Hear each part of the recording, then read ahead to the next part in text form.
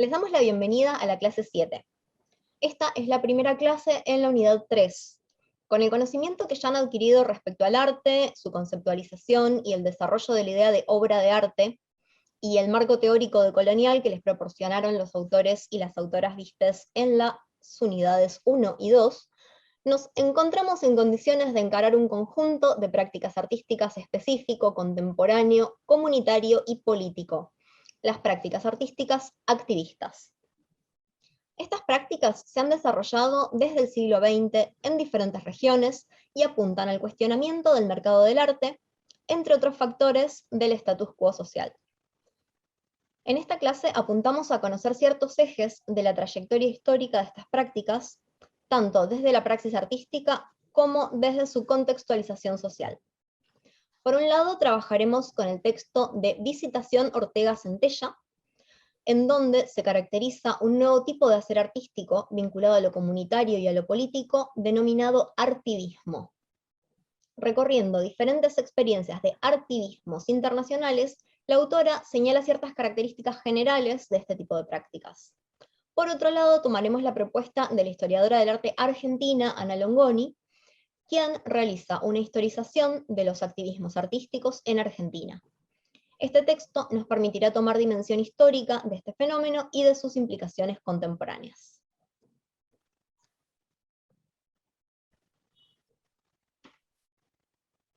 Bueno, entonces vamos a empezar por el principio, viendo un poco qué es esto del artivismo y por qué tiene, digamos, un concepto y una categoría propia.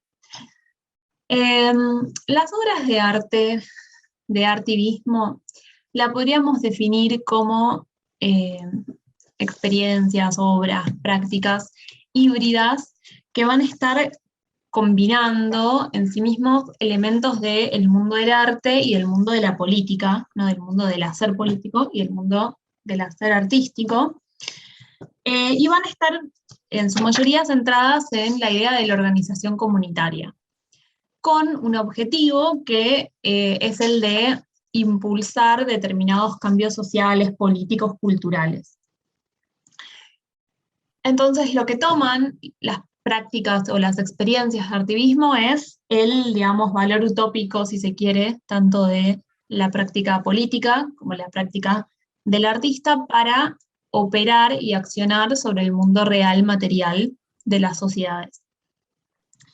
Y este tipo de prácticas tienen la particularidad que no se van a desarrollar ni dentro de los sistemas institucionales del arte, ¿no? De los museos o las galerías, por ejemplo, pero tampoco dentro de los sistemas institucionalizados políticos como los gremios o los partidos políticos, sino que van a estar un poco con un pie en esos mundos, pero a su vez ocupando otros espacios como la esfera pública y el espacio urbano. Entonces vemos que son prácticas híbridas que no podemos definir completamente desde la perspectiva artística, pero tampoco completamente desde la perspectiva política. No son obras de arte con contenido político, pero tampoco son acciones artísticas que se apoyan en acciones políticas, perdón, que se apoyan en lo artístico, sino que son una nueva forma de hacer arte y de hacer política. Es por eso que tienen una categoría nueva, que es el de artivismo. Hay una experiencia de artivismo que probablemente conozcan porque fue muy difundida en los últimos años, que es la desarrollada por el colectivo Las Tesis, un colectivo de mujeres chilenas que trabajan con teoría feminista, y la performance o la acción comunitaria llamada Un violador en tu camino, que ellos desarrollan anteriormente, pero que cobra mucha notoriedad y se expande por toda Latinoamérica y después el mundo, en el 2019. Capaz la tienen en mente o vieron algún video en internet, que es una gran acción performática, musical, poética en el espacio urbano, en torno a el tema de la cultura de la violación en las sociedades modernas y contemporáneas. Y bueno, vamos a ver un fragmentito del video para que los que o las que no lo vieron todavía puedan tener una idea de lo que estamos hablando.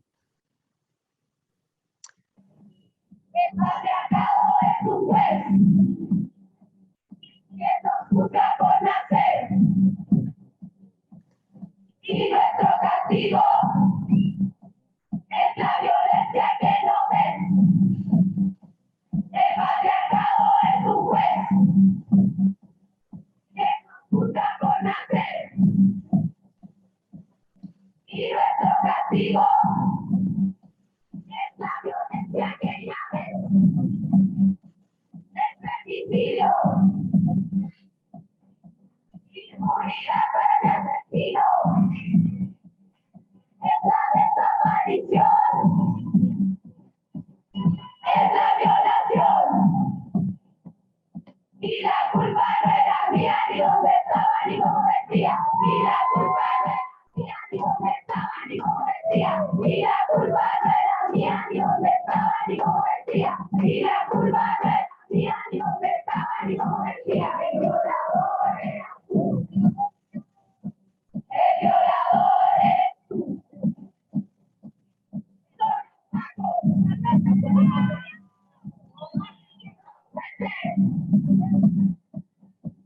El Estado, el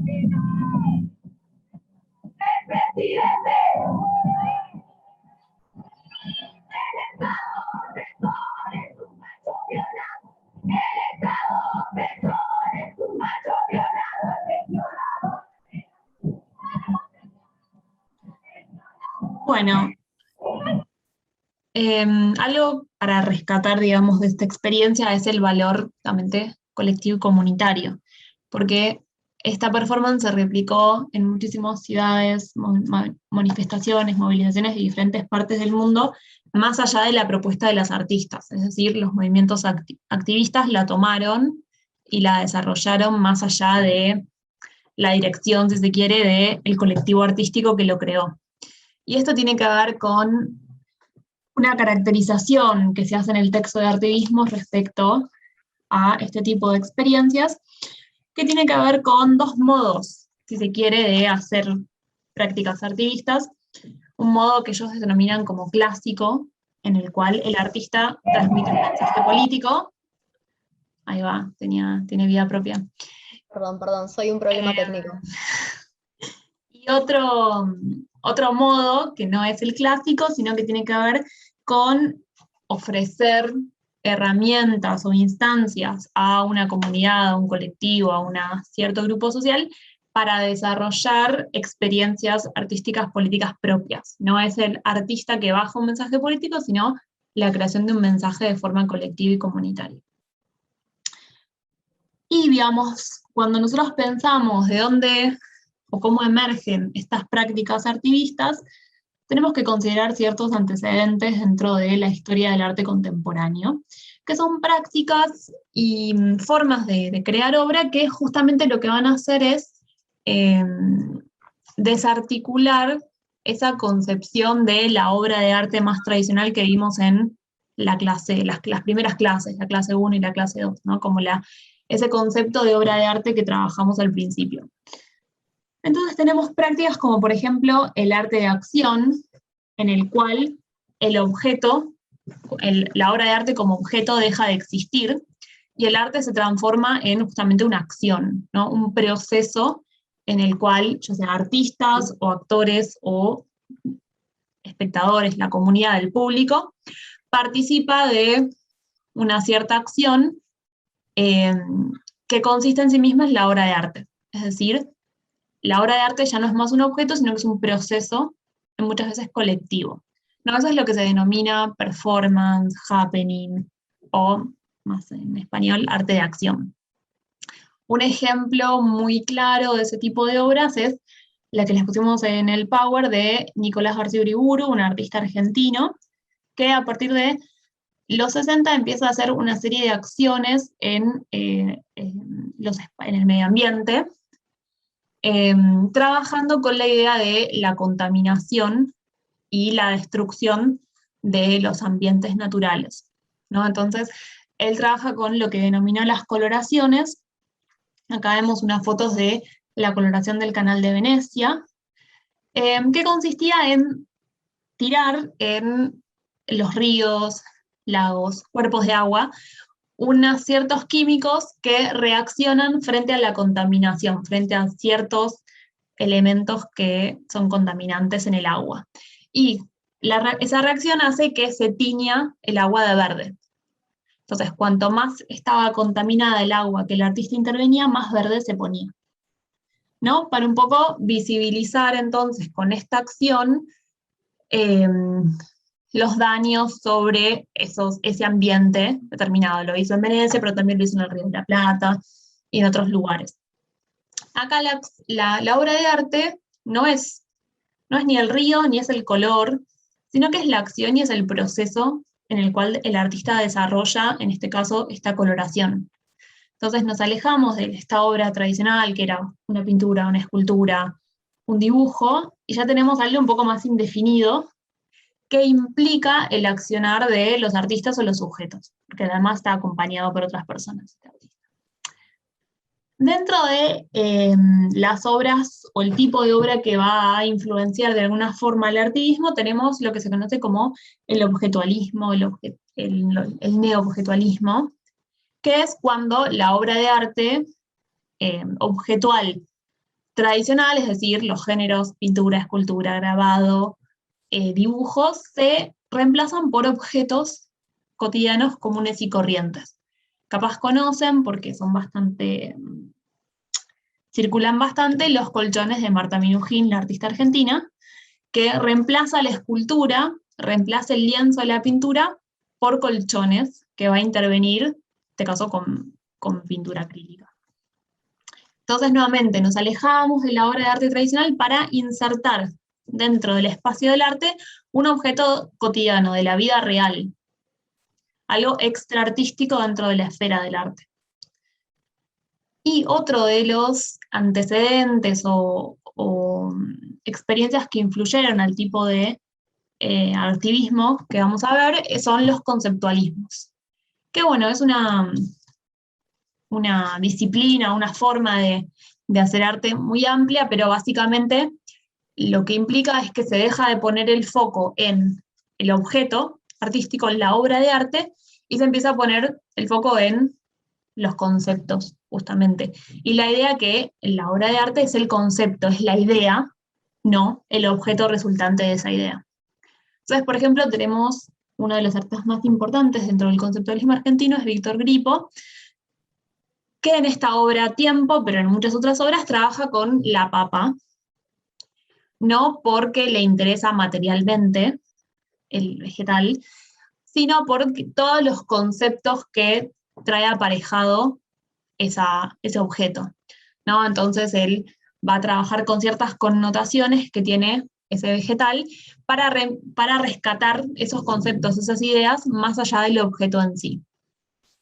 Entonces, todos estos movimientos, todas estas corrientes artísticas lo que hacen es, por un lado, socavar esta idea de la obra de arte objetual tradicional, y por otro lado, empezar a incluir lo procesual, las acciones y la vida cotidiana, si se quiere, en las obras de arte.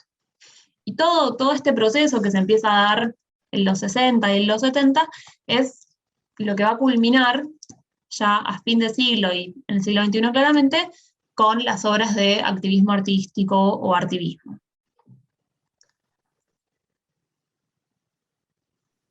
Bien, entonces ya tenemos conceptualizado de qué ramas del arte y de qué ramas nuevas y como rupturistas con la concepción tradicional de obra de arte surgen las manifestaciones artivistas. Vamos a sumar también de qué manifestaciones justamente del activismo aparecen las propuestas artivistas. Una palabra clave dentro de todo lo que es artivismo es la idea de visibilización. Entonces, traemos a colación este grupo de activistas y artivistas en contra del SIDA, no solo, o sea, no en contra del SIDA en sí, sino en contra de cómo el gobierno estadounidense gestionó y mal manejó la epidemia y posteriormente pandemia del SIDA. Y me parece interesante que tengamos en cuenta que el SIDA efectivamente es otra pandemia que transcurrió a lo largo de nuestras vidas y que no es tan reconocida como tal. O sea, todo lo que está relacionado con el SIDA se cubrió con problemas de discriminación, con cuestiones ideológicas de quién merece tratamiento, de quién merece ser visto, de quién merece ser cuidado de parte del Estado. Y entonces la gente de ACT UP no solo trabajó desde la gráfica, que igual la gráfica de silencio igual muerte, con el triángulo rosa, es una gráfica súper tradicional que todos tenemos muy vista al día de hoy. Retoma de hecho el triángulo rosa de los campos de concentración en Alemania nazi. El triángulo rosa se utilizaba para marcar a los prisioneros que estaban dentro de los campos de concentración por ser homosexuales. El grupo ACT UP retoma el triángulo rosa como para marcar que por su sexualidad se les estaba dejando morir de una enfermedad que no estaba siendo investigada y que no estaba siendo combatida de la manera en que merecía hacerlo, y que por eso también tuvo oportunidad de distribuirse tan ampliamente como lo hizo. Entonces tenemos en la imagen central, ya tenemos una gráfica, también en la imagen central vamos a tener una combinación de performance con utilización del espacio público. Lo que ellos tienen en las lápidas es cartelería que indica que el departamento que se ocupa de aprobar medicaciones no estaba aprobando las drogas experimentales contra el HIV, que entonces se desarrollaba como SIDA y mataba gente. Entonces ellos toman iconografía de diferentes sistemas visuales que la gente ya tenía incorporados para traerla a los reclamos. Después también tenemos las gráficas con respecto a que besar no mata, pero la codicia y la indiferencia sí, es lo que dice la gráfica de arriba a la derecha, que también va a la falta de información. O sea, porque efectivamente la idea de besar no mata es una de las claves con respecto a la comunicación sobre el HIV, sobre cómo se transmite. Obviamente el enfundar una estatua u obelisco gigantesco con un preservativo también apunta a cuáles son las formas de transmisión y también a por qué no se difunden o no se difundieron en su momento y por qué no hubo una prevención. Entonces se hace la combinación de distribuir información con ocupar el espacio público, con retomar diferentes iconografías y formas de manifestación visuales que sirven, insisto, para esta clave del artivismo que es la visibilización de los problemas a los cuales están apuntando.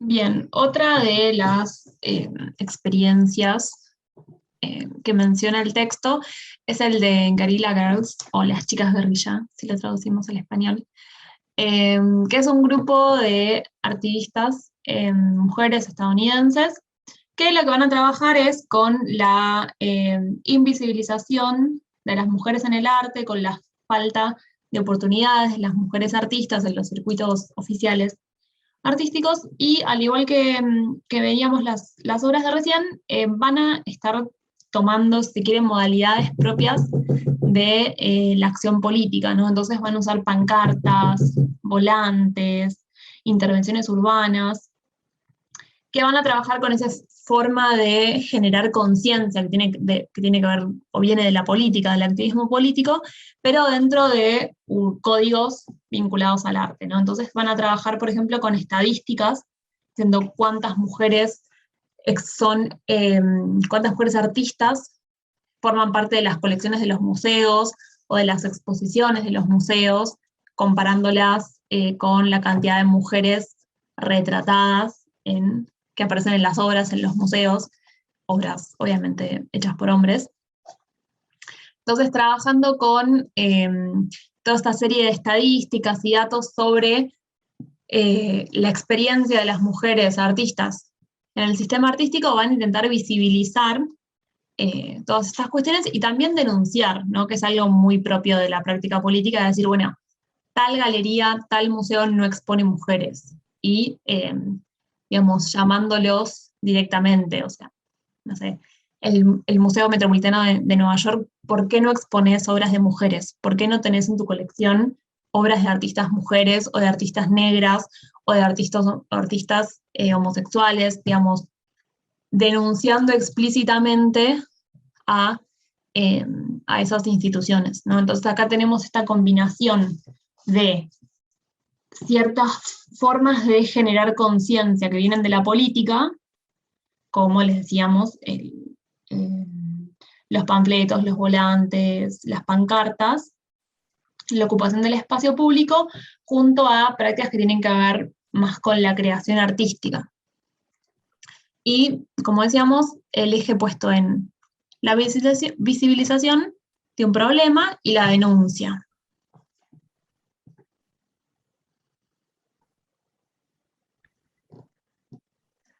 Bueno, acá nos trasladamos de vuelta a Argentina, después de 2 prácticas artivistas de afuera, empezadas en los años 80. Vamos a retomar propuestas que vinieron de Argentina, y si se fijan, 1968, y también incluimos una reformulación del 2000. Oscar Boni es un artista local, claramente. Él fue invitado por el Instituto Di Tella a la muestra Experiencias 68, y él retoma la idea del ready-made de Duchamp, que es traer un objeto que no fue concebido como arte, traerlo al sistema, traerlo a que sea visto, proponerlo como algo a ser contemplado, y por lo tanto escindirlo de la realidad y proponerlo como arte. Lo que toma Boni como ready-made es una familia real, con padre, madre e hijo, que se quedan en la sala mientras la sala está abierta, y en el bordecito de la tarima donde está ubicada la gente hay un cartel que indica que el artista les paga a los modelos el doble de la suma que el padre hubiera ganado en el mismo tiempo en su trabajo habitual. Entonces esta obra fue sumamente escandalosa, desde diferentes ángulos, considerada como una falta de respeto al obrero, una falta de respeto a las personas, o sea, fue una obra sumamente polémica en su momento, que ahora por ahí no nos resulta tanto, porque ya hemos como contemplado otras performances, otros momentos de actuación, pero a la vez es traer a una persona o a un grupo familiar, a un ambiente en el cual se puede tener en cuenta por cuánto dinero un obrero efectivamente trabaja y lleva a cabo su día a día. Entonces también es interesante la reformulación del 2000, hecha por el colectivo La Mar en Coche, en la cual se retoma la idea de Boni de cuánto dinero es necesario, cuánto dinero hace funcionar una familia, pero desde el lado de la desocupación. Y estos pósters de La Mar en Coche estaban puestos en la calle, en la vía pública. En vez de hacer una función artística dentro de un espacio destinado para el arte, se retoma la idea de la obra, se la modifica, se le agrega y se la lleva a las calles.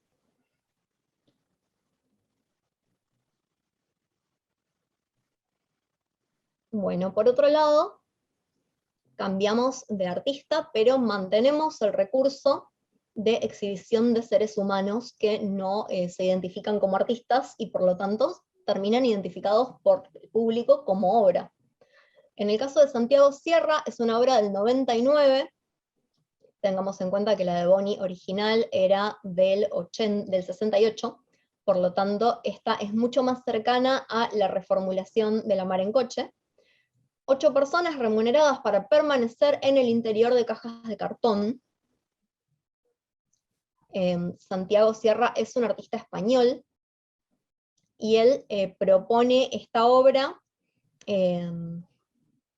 como una forma de mostrar la preocupación por los contenedores, los espacios de guardado, y las formas en que la gente también se trasladaba entre México y Estados Unidos, los inmigrantes que tenían que ser tratados como mercancía para poder llegar al país, y también tiene obviamente la referencia al ataúd, o sea, las formas en las que las personas se pueden poner en cajas, los porqués, pero de nuevo, el sentido de la obra apunta a una cuestión sumamente social, y en la derecha van a ver algo que ocurrió en el año 2013, que es que un grupo de inmigrantes ocupa la obra de Sierra.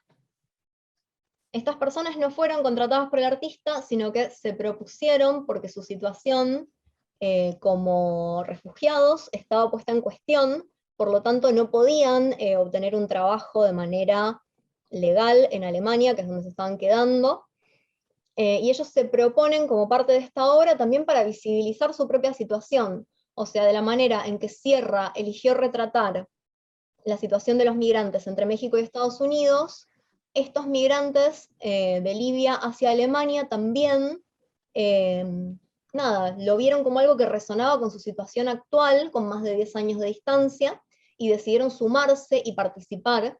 Y justamente esta idea de visibilizar desde lo propio y de apropiarse y de ocupar la obra nos pareció súper interesante con respecto al trabajo de Sierra, que como yo dije antes es español en realidad, o sea, él no estaba poniéndose desde su propia perspectiva a ser exhibido, en cambio estas personas sí, y lo eligen como medio de manifestar y de visibilizar su situación contemporánea de 2013. Bueno, ahí vimos como un pantallazo, si se quiere, de algunas experiencias de artivismo en diferentes contextos, tomando diferentes problemáticas sociales. Y vemos como claramente esta unión de una forma de hacer artística con el abordaje político de ciertos conflictos sociales. Ahora vamos a ver cómo esto se desarrolló en el activismo artístico argentino, ¿no? El artivismo argentino.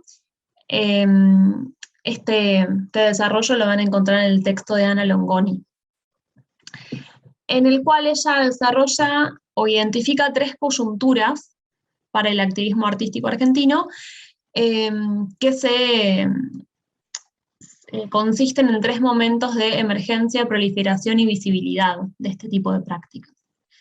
Entonces, una primera coyuntura entre el 96 y el 2000, que, digamos, se ve inaugurada por el surgimiento de la agrupación Hijos, ¿no? Hijos por la Identidad y la Justicia contra el Olvido y el Silencio, hijos de desaparecidos durante la última dictadura cívico-militar.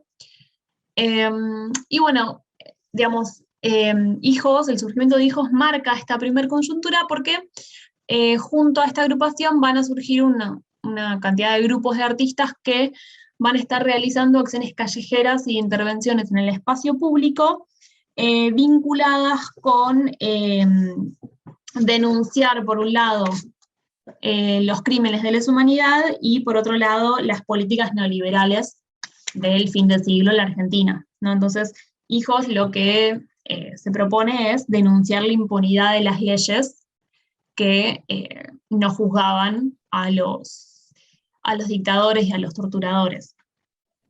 Y digamos, esta primera coyuntura se ve caracterizada por el tipo de intervención que hoy conocemos como los scratches, ¿no? Que en un primer momento el scratch se hacían con señalizaciones a las casas de los genocidas que ante la falta de una condena legal, judicial, eran condenados socialmente a partir de estas intervenciones. Una segunda coyuntura la tenemos entre el 2001 y mediados del 2003, ¿no? Que comienza claramente con la crisis del 2001 en Argentina. Y en este caso esta coyuntura va a estar vinculada con lo que se conoce como la emergencia de nuevos protagonismos sociales, como por ejemplo los cacerolazos o los piqueteros, y estos nuevos tipos de experiencias políticas, como las asambleas populares en los barrios o en las comunas. Y en torno a esas experiencias va a haber un grupo de artistas que van a estar trabajando con la reapropiación del espacio urbano y programas de socialización del arte, ¿no? De trabajar colectivamente con la comunidad, a partir de métodos colaborativos. Y finalmente tenemos una tercera coyuntura, que es del 2003 a la actualidad, que a diferencia de los otros 2 periodos que se daban en un contexto de hostilidad y enfrentamiento frente a estas experiencias y las instituciones oficiales, en este caso tenemos, por un lado, por parte del Estado y las instituciones oficiales, una mayor receptividad a las manifestaciones sociales de derechos humanos contra los neoliberalismos, y por otro lado, una mayor legitimación de estas prácticas artivistas por la institución artística. Es decir, muchos de los grupos artivistas que se habían desarrollado anteriormente empiezan a circular por los museos, por las galerías, por las bienales, empiezan a editar libros, se institucionalizan, salen de las calles, o no salen de las calles, pero tienen una pata en las calles y otra pata en la institución. Eso hace que algunas agrupaciones se replieguen, ¿no? Porque ven cuestionadas un poco su razón de ser, si se quiere, al institucionalizarse, y a su vez surgen otras agrupaciones en este nuevo contexto, ¿no? En un contexto de un trabajo híbrido, si se quiere, entre la institución y la no institucionalidad de la calle. Y eso vendría a ser, si se quiere, la coyuntura contemporánea que nos encontramos hoy en día. Bien, para retomar un poco más visualmente estas tres coyunturas que planteó Paula y que son las que nombra Ana Longoni en su texto, vamos a hablar un poquito del grupo de arte callejero o el GAC. Ellos y ellas empiezan a trabajar justamente con hijos y a partir de 1998 se ocupan de la gráfica visibilizadora justamente de hijos. En este caso es lo contrario a otros. Bueno, no es... va por la misma línea, va por la línea de sacar del silencio. O sea, en el caso del GAC, como bien dijo Paula, las leyes de obediencia debida y de punto final que hubo en Argentina marcaban que un montón de personas involucradas con la desaparición de personas estaban libres y circulando por las calles. Entonces, estas manifestaciones eran una forma de buscar, aunque sea, si no por vía legal, por vía popular, que estos genocidas no estuviesen tan cómodos y tan rodeados por la sociedad. De hecho, pueden recordar hace relativamente poco tiempo que también se organizó una manifestación en contra de Chocolats, que estaba a punto de mudarse a un bosquecillo a terminar su vida felizmente, y los vecinos estuvieron horrorizados al respecto. Así que, nada, el GAC justamente viene trabajando desde 1998 en el Parque de la Memoria en Buenos Aires. Si alguien va o puede ir, van a encontrar obra del GAC, de hecho es la foto del medio. Están exhibidas estas imágenes que resignifican la señaléctica callejera, la señaléctica que todos comprendemos más o menos, de cómo transitar una ciudad. Ellos lo que hacen es la idea de transitar una ciudad que está cubierta de sentidos y de mensajes que van por fuera de lo que la señaléctica tradicional nos indica. Es un trabajo que toma muchísimo del diseño gráfico y muchísimo de visualidades que la gente ya comprende y las resignifica para recordarnos dónde estamos efectivamente parados. Es interesante también, por ejemplo, ver el mapa de Buenos Aires con dónde se localizan los genocidas.